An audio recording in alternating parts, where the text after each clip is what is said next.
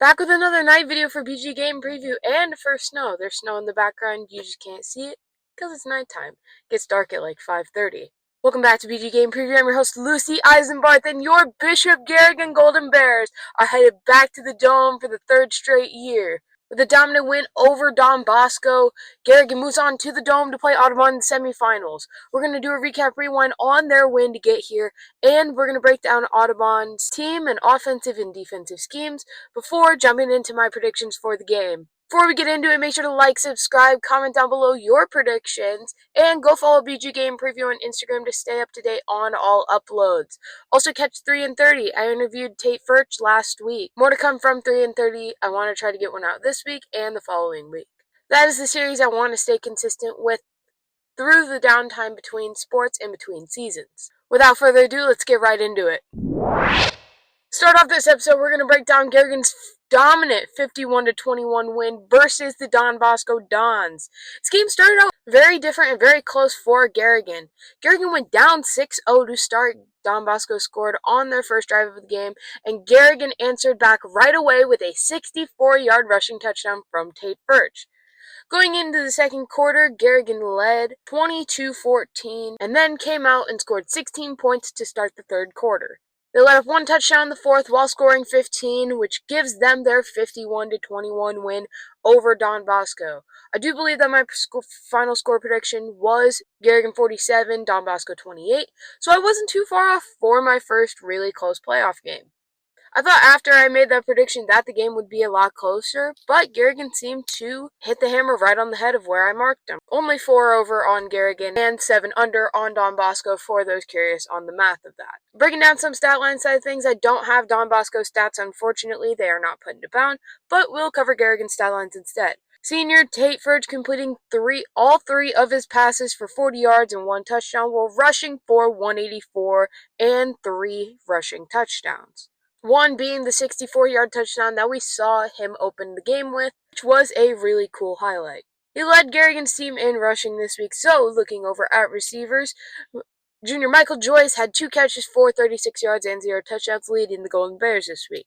Finally, leading defense was senior Tate Furch with 8 tackles on the night. Garrigan overall dominated the run in this game. 52 rushing attempts for 353 yards, averaging 6.8 yards a carry, and 6 rushing touchdowns. Going over to the defensive side of things, they had 45.5 total tackles, 26 solo tackles, 1 tackle for loss, and 1 sack last Thursday night. They also had 1 interception, which was by Matt Miller, which sealed the game for the Golden Bears. Speaking of interceptions, there's a cool stat line that I saw last week that I wanted to touch on. Senior Tate Furch, playing both sides of the ball, leads all classes, so 8-man A, 1A, 2A, 3A, 4A, and 5A, all 7 classes, in interceptions. He's the leader in interceptions for all classes, which is a very cool stat line to see from someone who also is your star quarterback.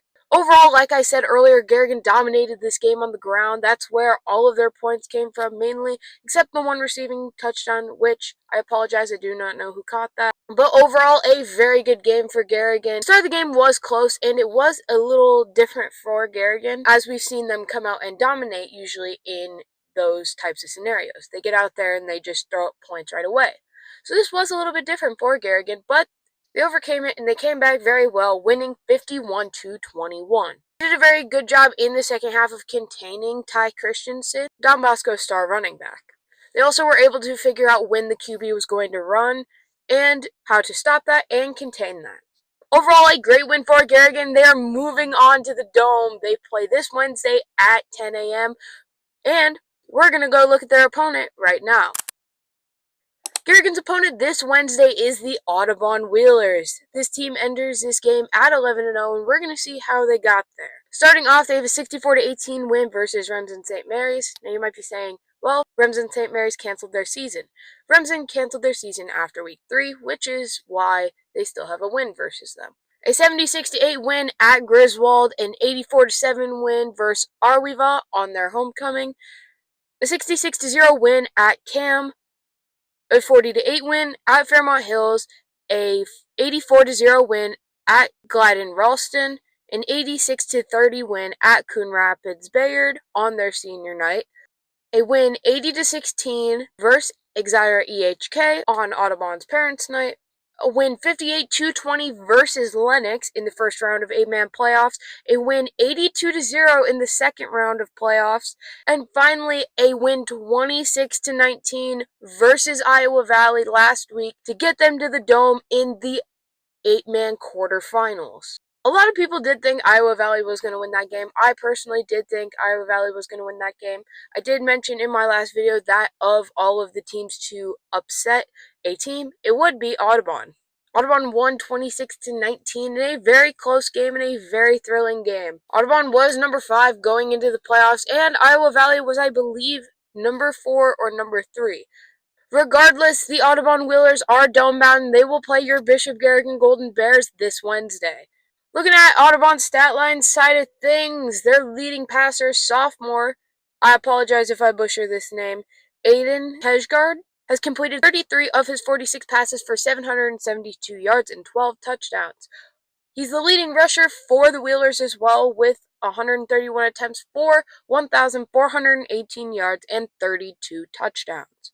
Leading receiver for Audubon is senior Austin Christensen with 16 receptions for 392 yards and 9 touchdowns. He also leads this defense with 63.5 tackles, 16.5 TFLs, 4 sacks, and 1 interception. Aiden Keshgard and Austin Christensen seem to be the two key players for this Audubon team, as Aiden Christensen, playing both sides of the ball, seems to do a little bit of everything with the 4 sacks and the 1 interception. And Aiden Keshgard just seems to be a dual-threat quarterback with his passing ability and his very, very good rushing ability. He seems almost like a Tate Furch that runs more, just from a stat line point of view. He seems to scramble out of the pocket very efficiently and very often.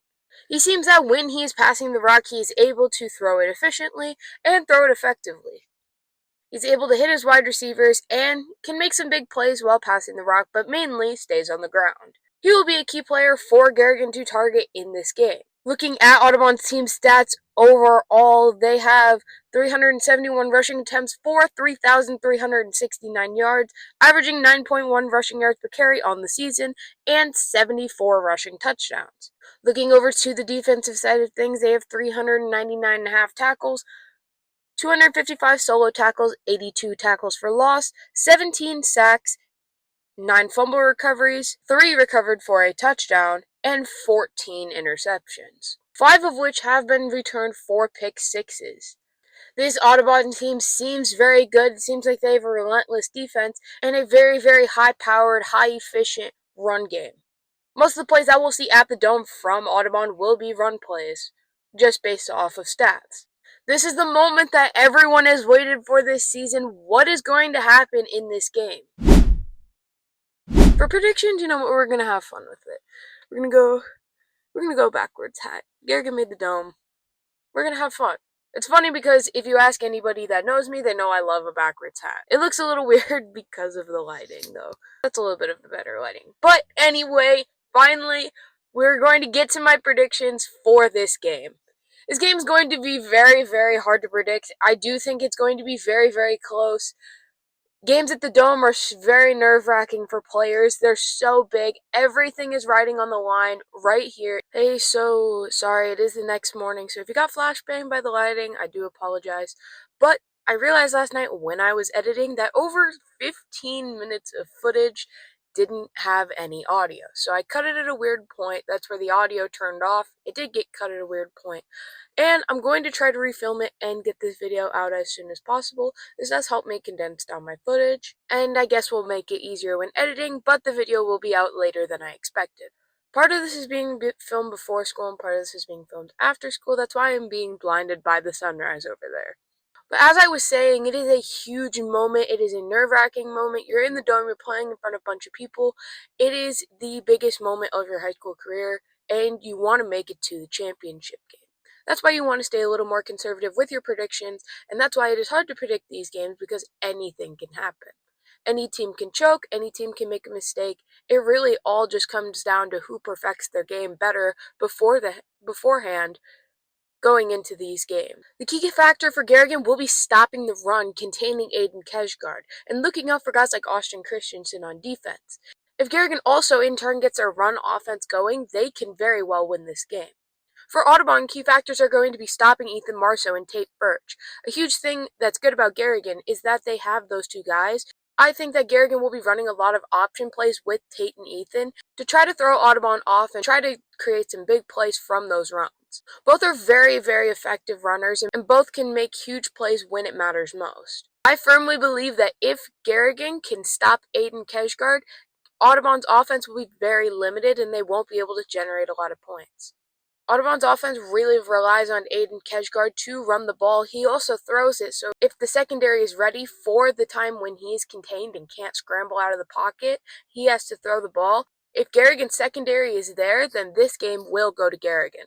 This game in turn will be very close because if Audubon's defense is able to limit Garrigan's throwing and they can only run, Garrigan will be good. But if they limit the run and Tate is forced to throw it, yes, Tate is a very effective thrower, but he is more comfortable with the run and with running, as we've seen from stat lines and just from games in general.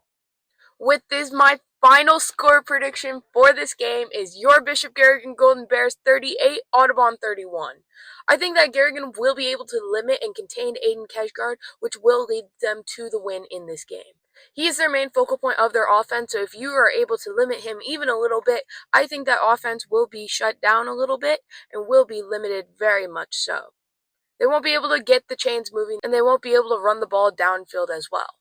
I think Garrigan's defense will hold through, and I think their offense will be able to throw up some points and get by this Audubon defense. Overall, this game is going to be very electric. It is going to be played again, like I said earlier, on Wednesday at 10 a.m. at the Unidome. It's going to be very fun, and we'll see where Garrigan goes with this game. The other 8-man matchup that will be happening this Wednesday is at 1 o'clock, and it is Gladbrook versus Woodbine. For fun of the state playoffs and the dome matchups, I will be predicting this game as well. I'm not going to do an in-depth prediction for this, but I have seen both these teams, I have seen their stats, I've seen how they play, and I'm going to give you a prediction on what I think is going to happen. If my prediction is correct, Garrigan will be playing one of these teams in the dome, either Gladbrook Rhinebeck or Woodbine. Woodbine's offense I've talked about a lot in my previous videos, as they are a very pass-heavy offense, and Gladbrook seems to be a little split. They run, they pass, they kind of do a little bit of everything. Both are super great teams. Every team in 8-man left in the playoffs is undefeated and is a really great team. All have an equal chance of making the championship. Overall, if you ask me who I think will win this Gladbrook-Woodbine game, I'm going to take Gladbrook. I think this game will be mainly offensive dominated, as both these teams have good defenses, but their offenses really just shine. Their offenses are very incredible. They're very good with the pass, with the run. All these offenses are great, and I think that if Gladbrook's defense and secondary can limit Woodbine's passing, Gladbrook will win this game. I'm going to take Gladbrook 42-36 to move on to the championship and play Garrigan. I would do a Garrigan-Gladbrook prediction, but we still have a long time to go. Before then, we have to get through tomorrow.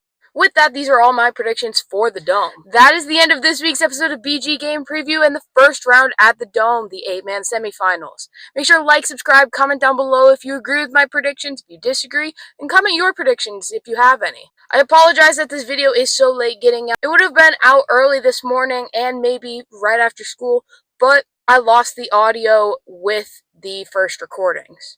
It kind of sucked because I went outside and I did freeze my fingers off recording the thing. I got back inside and I couldn't feel my fingers after the recording it. I gotta start wearing gloves or something.